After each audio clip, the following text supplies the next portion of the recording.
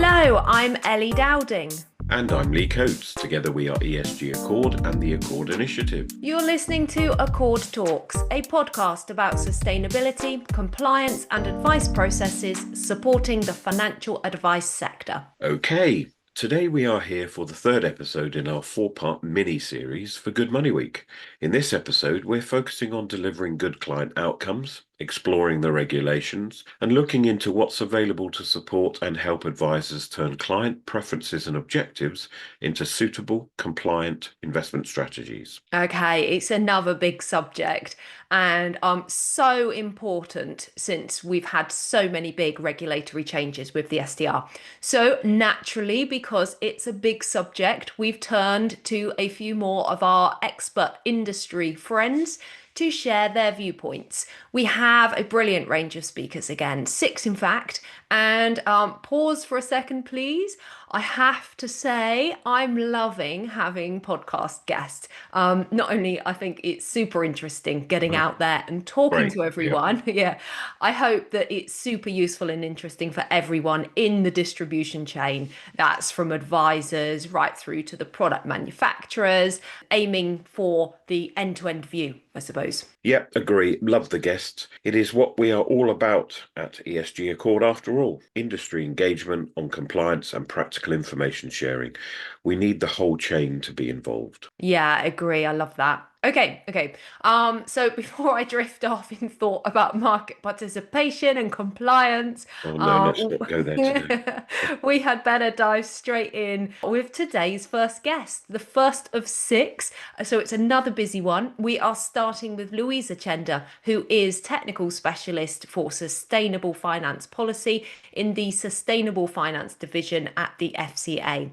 So we invited Louisa to talk about introducing the consumer-facing disclosures for both labelled and non-labelled funds. And because overseas funds, MPS and insurance-based funds are not currently in scope, but are all heavily used by financial advisors, we also asked Louisa if she could shed some light on the FCA's work in this space. Over to Louisa. Hi, Ellie and Lee. It's great to be back. Thank you for asking about the consumer-facing disclosures. This is really important because, of course, SDR is a consumer-focused regime, so the disclosures are an important part of the package. With that, we tested several versions of the disclosures and finalised the rules based on views and feedback from consumers themselves. And what we landed on is a consumer-facing disclosure that is short, simple, retail-friendly, and designed to be just a summary of information that would help a consumer understand the key sustainability features of a product. So it must be no more than 2 pages if printed, but can be on a web page, can be on a mobile app or any other digital medium. What we did is we only set out the types of information that must be included in the disclosure. We didn't prescribe the format, we didn't prescribe or produce a template. What is really important is that we allow the firm to tell a consumer the story of its fund, and we really needed to give firms the flexibility to do that in a way that is appropriate for their fund. Of course, we needed some requirements around that, so that's why we included requirements for the type of information to include, and that is so that there is some consistency in what is being disclosed, and that will help consumers to make more informed decisions. The consumer-facing disclosure has been on a bit of a journey. We originally intended it to only be for labelled products, and the disclosure would tell a consumer what the fund aimed to achieve, what the investment approach is, and then provide an annual update on progress towards the objective and performance against relevant metrics annually. But we recognised in finalising the rules and really wanted to reinforce that this information is just as important for funds without labels, but that nevertheless have sustainability characteristics. These funds are still nevertheless for certain consumers that have certain sustainability preferences. It is not all about labels. Of course, not all of the information will be the same on those disclosures for non-labelled funds. So, for example, the disclosure won't have a sustainability goal, but it should at least be clear to consumers what the sustainability characteristics are, what the investment approach is, and any key metrics where appropriate.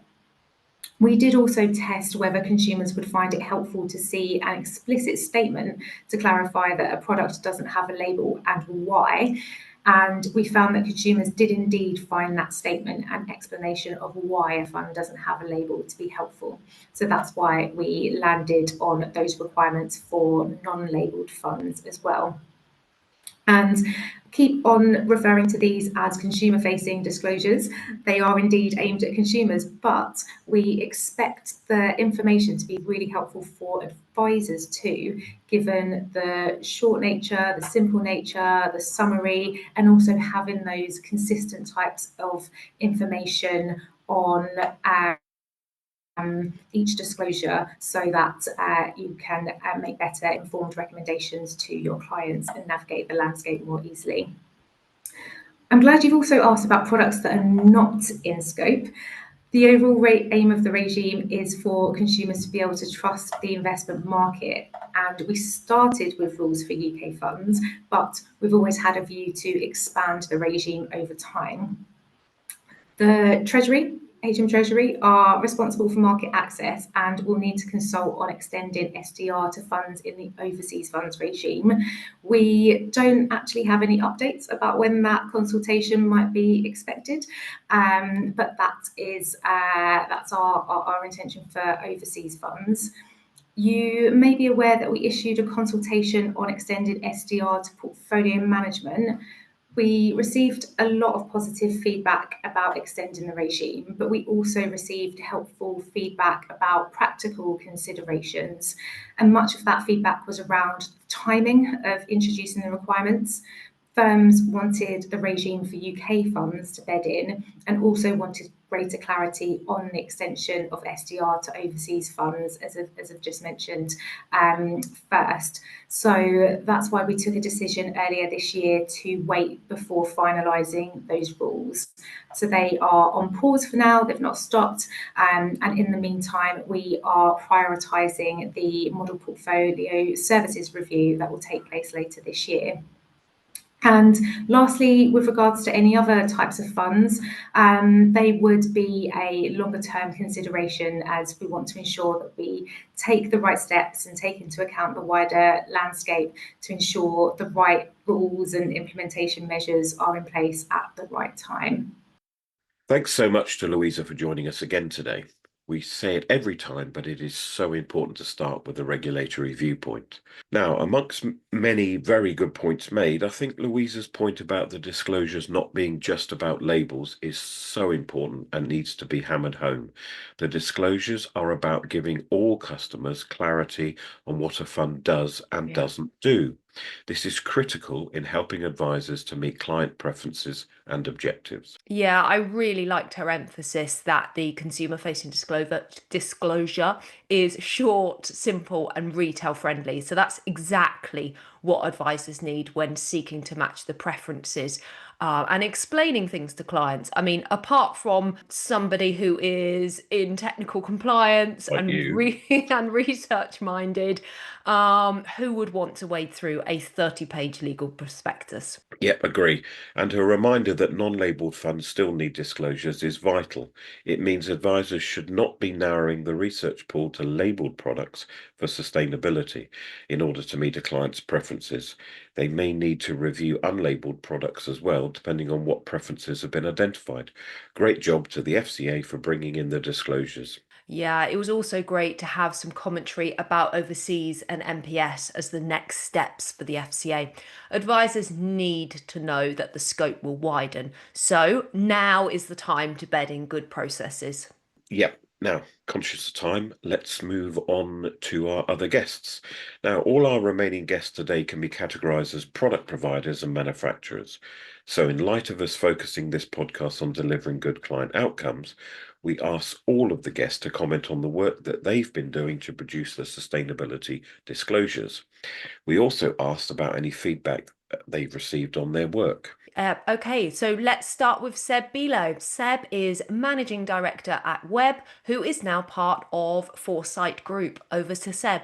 Well, I'm very happy to be here on Accord Talks to talk about our approach to product level disclosures and consumer facing disclosure as part of SDR.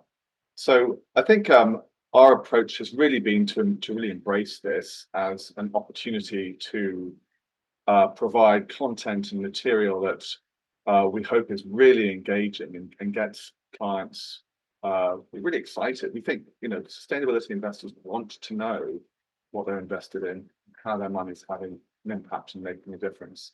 And really, we really want to tell that story. So it was definitely a debate that was had a bit in the industry as to whether these were just, dull, compliant regulatory disclosures that have to sit on a shelf somewhere that no one ever looks at, or should they be something more engaging? We've definitely gone down a more engaging route.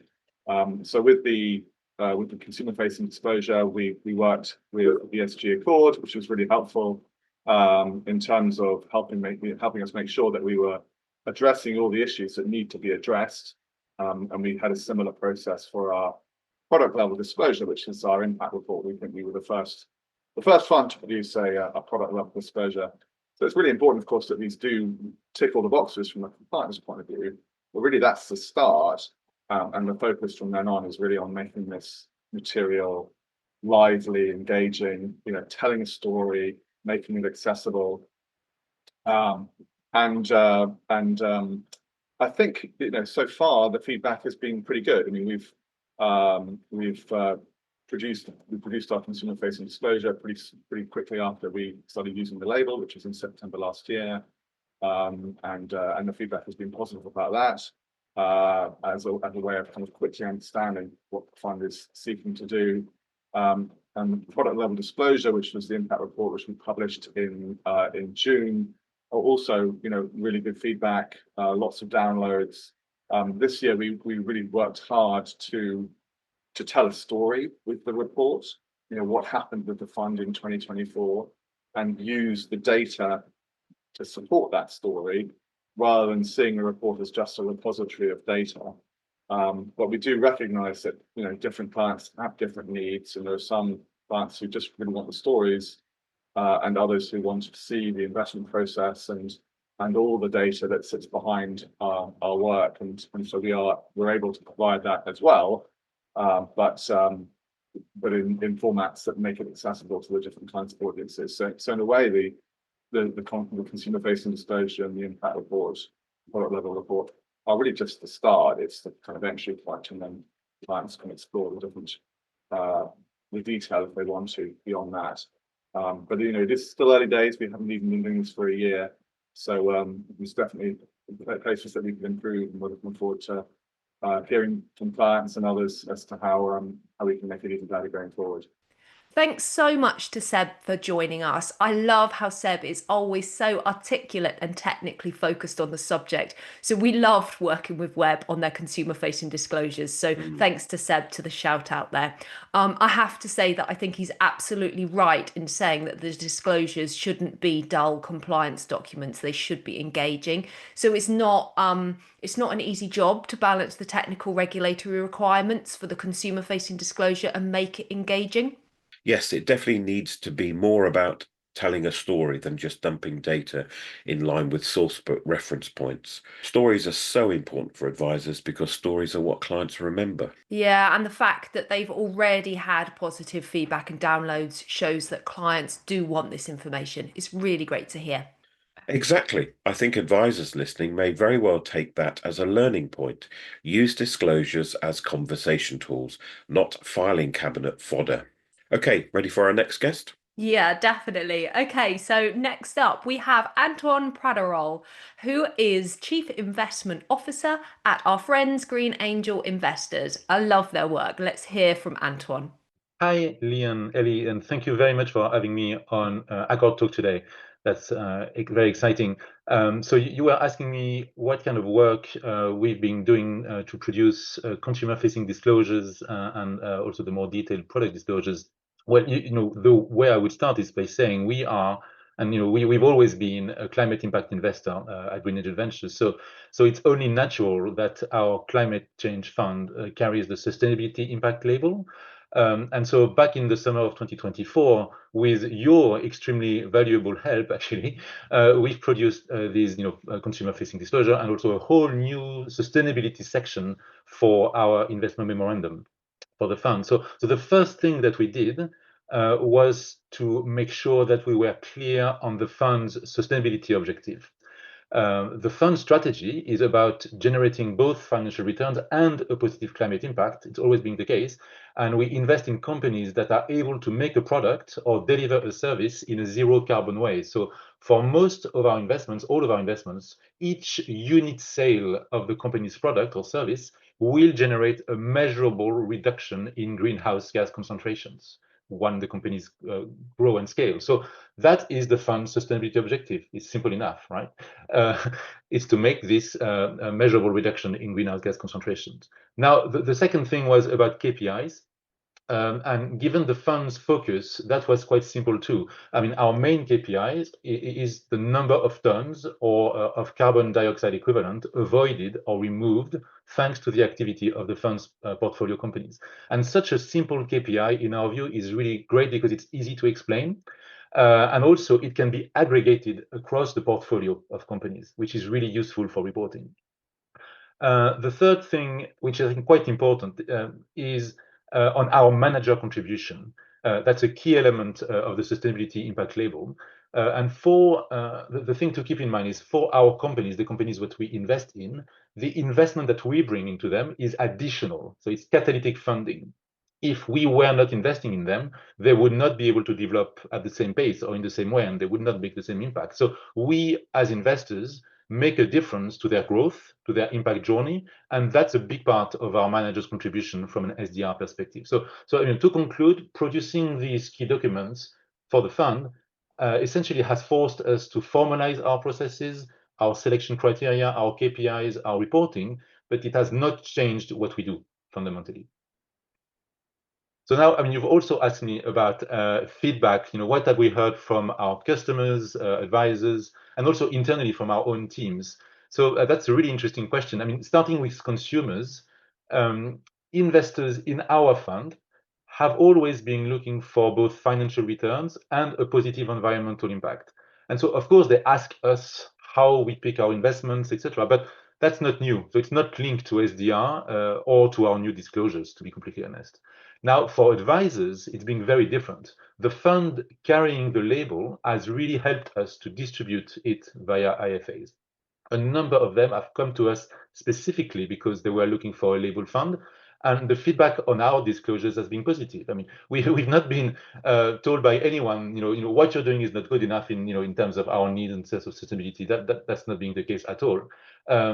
So that's good. I mean, of course, what advisors really want us to deliver is not only a positive impact, but also solid financial returns. And that's a very different discussion. And finally, internally, which is, I think, a very interesting question. I mean, having these disclosures or putting them in place was a great way for everyone in the team to be fully aligned with what the fund stands for and how it works, which is really helpful. And last but not least, internally, there was an element of pride too. Because our climate change fund was the first EIS fund to carry the sustainability impact label, which was really cool. Thanks so much to Antoine for his commentary and for the nod to the SDR compliance support work that ESG Accord did to help Green Angel Ventures on their SDR journey. Yeah, I love that we got to be involved there. I think Antoine's fund is such a clear case study. The KPI is literally tons of CO2 avoided, and the contribution is catalytic. I like how simple and tangible that is, and it's great for the right investor profile. Yeah, and his point about manager contribution is key. I mean, this is, of course, a key standout for an EIS. It's the primary market, which in terms of impact contribution is quite different to secondary markets. Yeah, great points. And that's what on our last podcast, Mariella from Brooks Macdonald was talking about impact contribution in secondary markets. So it's great to hear this picked up again. And the feedback loop is interesting, isn't it? Consumers already expected impact. but advisors specifically sought out a labeled fund. That shows how labels and disclosures can support distribution. Yeah, note to all advisors listening that clear, simple KPIs and disclosures don't just tick compliance boxes. They build trust and open new client conversations. Think of it as having the fund manager in the meeting with you, explaining how and why they do what they do. Okay, now for another guest. We are going to hear from Quinn Massaroni, who is Associate Director for ESG Product at Janus Henderson. Over to Quinn. Hi, Ellie and Lee. Thank you for having me. I'm looking forward to discussing these SDR disclosures that we've worked on. Janus Henderson was responsible for producing 14 non-labeled disclosures and 3 labeled disclosures. So when we were pulling together our consumer-facing materials, we partnered with a number of different stakeholders to make sure that those reflected the kind of correct level of detail, despite the differences across non-labeled and labeled funds, and aim to kind of capture this in that 2-page limit in a meaningful way for our clients.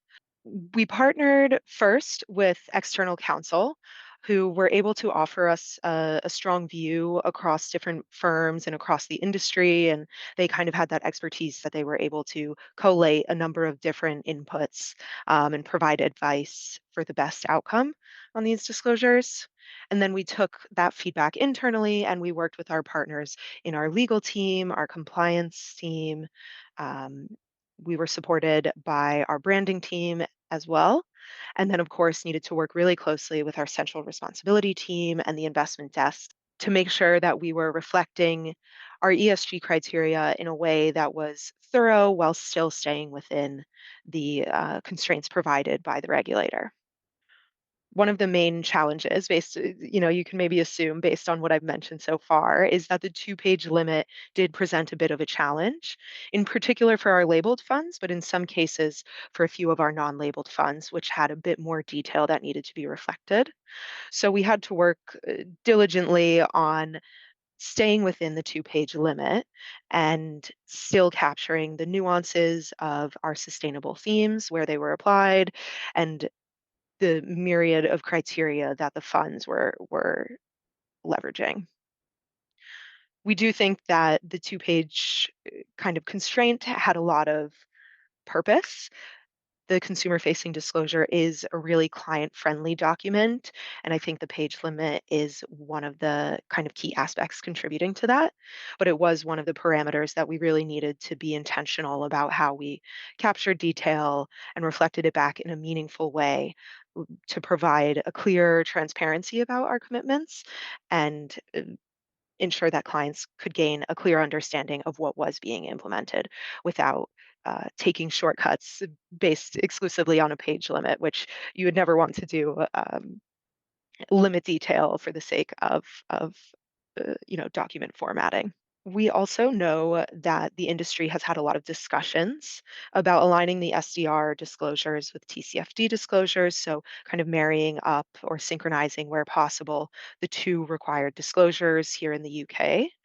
But I've found that ultimately the FCA doesn't have much allowance for any gaps in reporting, and the timelines of those 2 reports don't currently line up.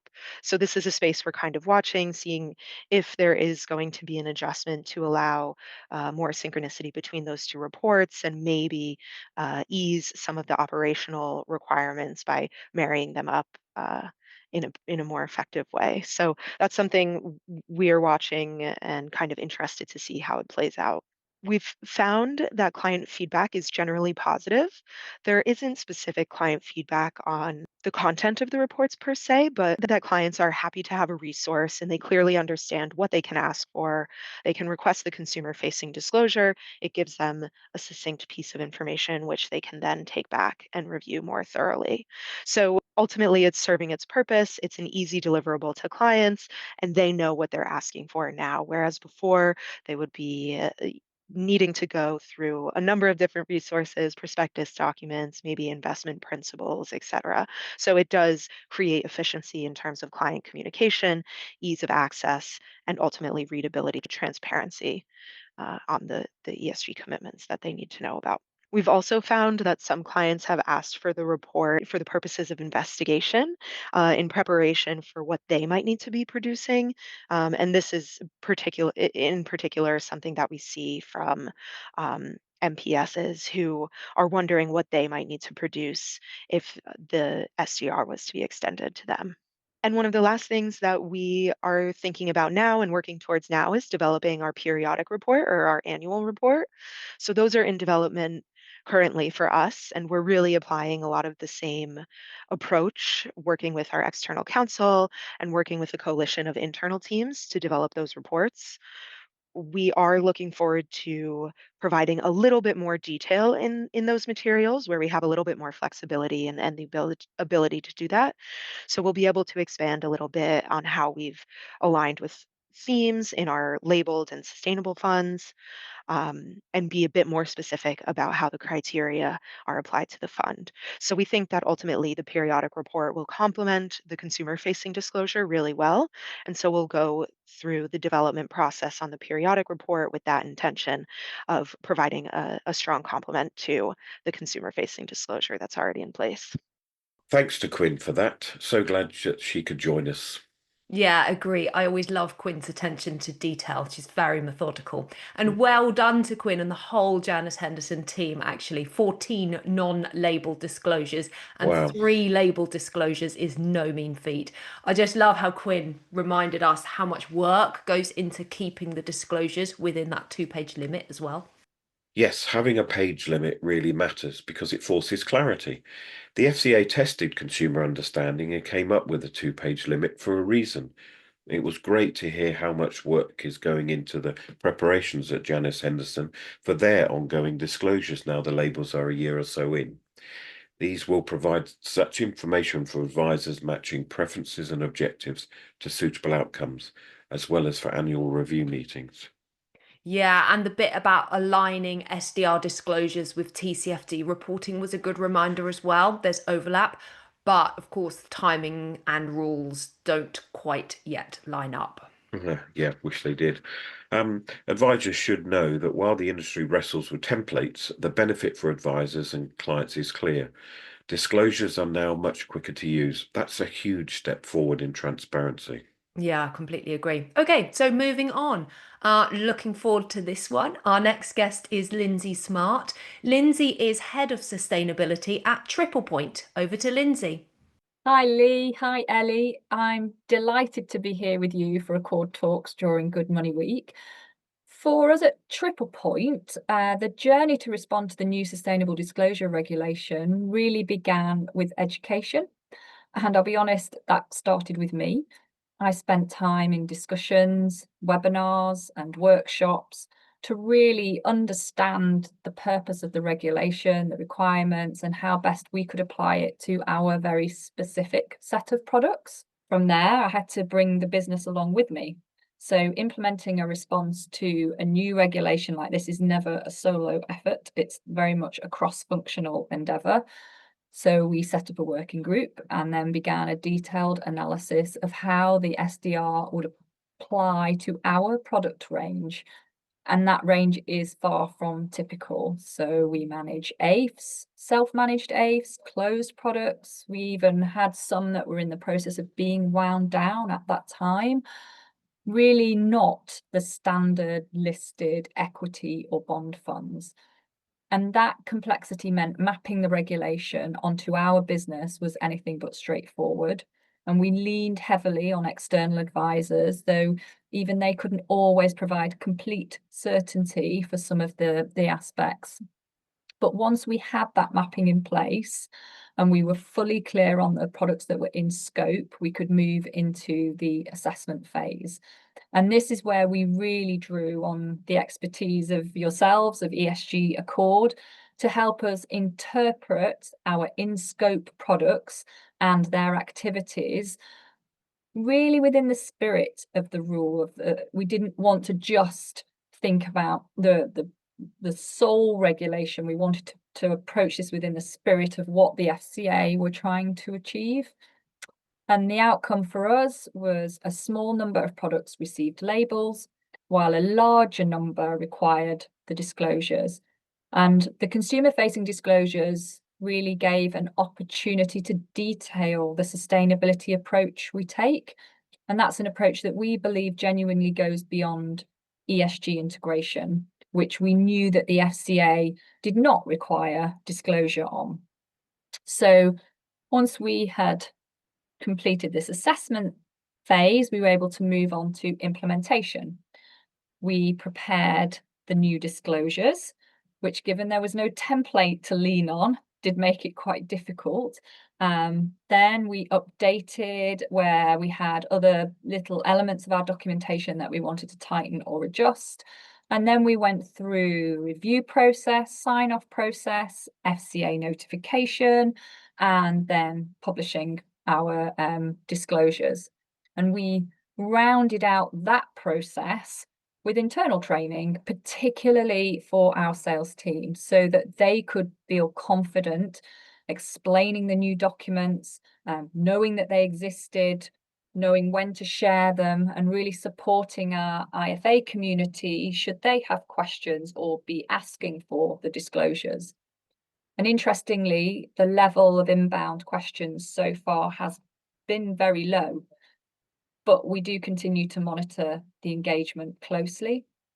So I guess what I'd say, perhaps just to conclude, is that while we haven't had a flood of external queries around the disclosures and the new regulation, the internal process of the mapping, assessing, implementing the consumer-facing disclosures has been very valuable.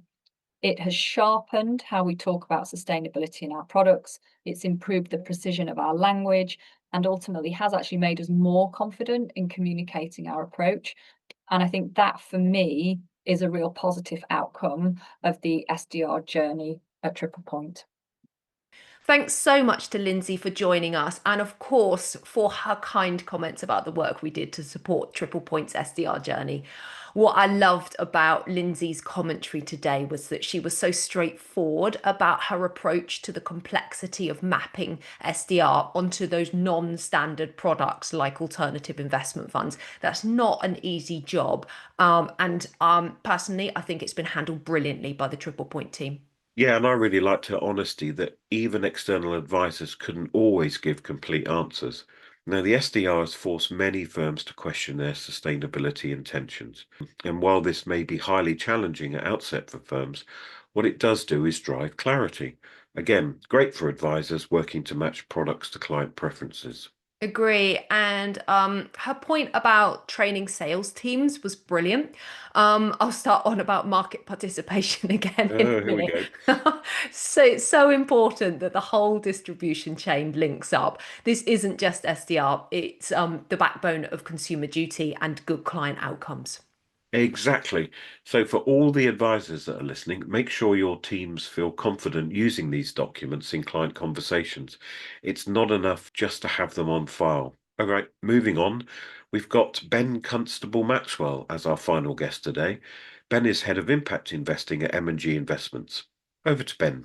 Hi, Ellie and Lee. Look, it's great to be here on Accord Talks for Good Money Week. And yeah, look, I'm really happy to sort of share some thoughts on objectives and preferences and how we can support advisors in delivering good outcomes for our clients. So on that topic, when we set up the Positive Impact Fund, and that was now about 7 years ago, transparency and using disclosures to help us communicate what we're doing and why, both from an investment point of view and from a sustainable and impact point of view, that was really at the heart of our strategy and heart of what we were trying to achieve. So it was about investing in companies that were delivering positive impacts on big societal challenges, whether they're environmental or social, whether it was climate or health or social inclusion or waste, and really communicating that to our clients. So from day one, we really aimed at that transparency. So we fully disclosed all the holdings we had in the portfolio. We thought that was really critical and relatively unusual at the time, not just the top 10, but every single company. We also articulated and set out how each company was achieving the desired impact. So we had a specific impact KPI or metric, which we disclosed on and we have disclosed on every year since. But it's not just, I think, about the data and metrics. It's also about telling the story and building a narrative around why we've invested in this investment, and then what that company is achieving to drive positive action towards one of these big challenges. So all that said, it's been a really fundamental part of our strategy and our communication to our clients. And interestingly, much more recently, the developing regulatory environment in the UK in particular, but elsewhere as well, has started to kind of codify what we've been doing for a number of years into regulation.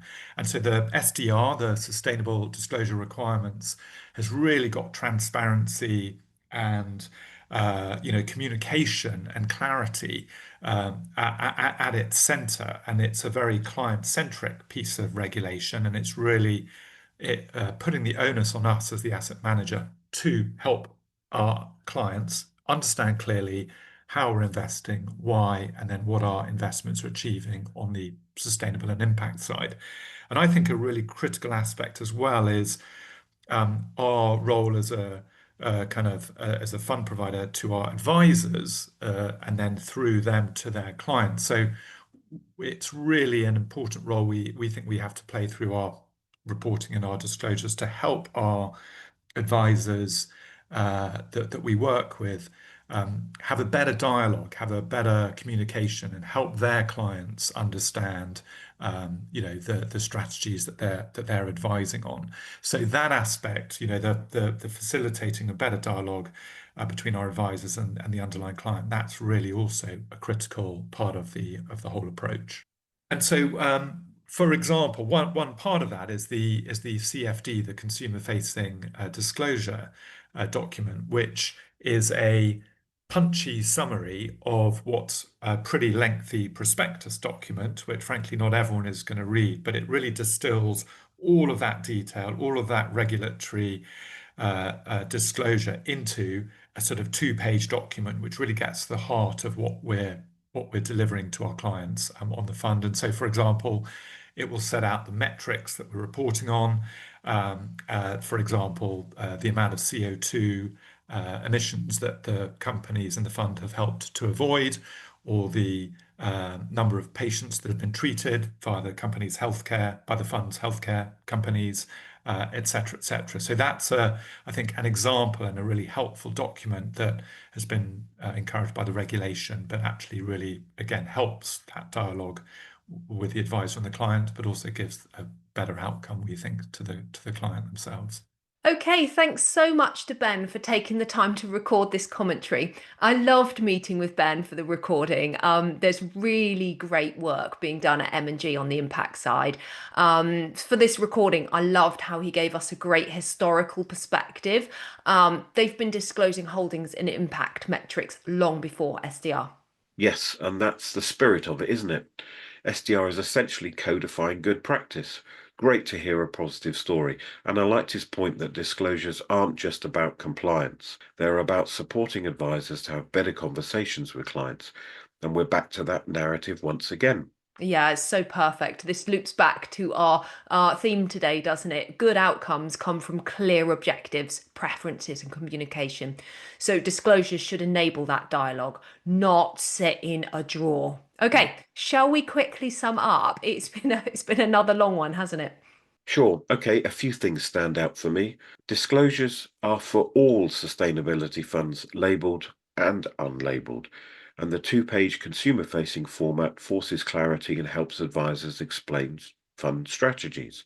Stories, and case studies matter just as much as metrics. They bring sustainable investment to life. Yeah, and I think I'll add that the labels help, yes, but disclosures are the real bridge between fund claims and client understanding. So advisors should be using the disclosures proactively in meetings, in reviews, not just keeping them on file. And the FCA will, it's important to remember that the FCA will expand the scope of the SDR in time.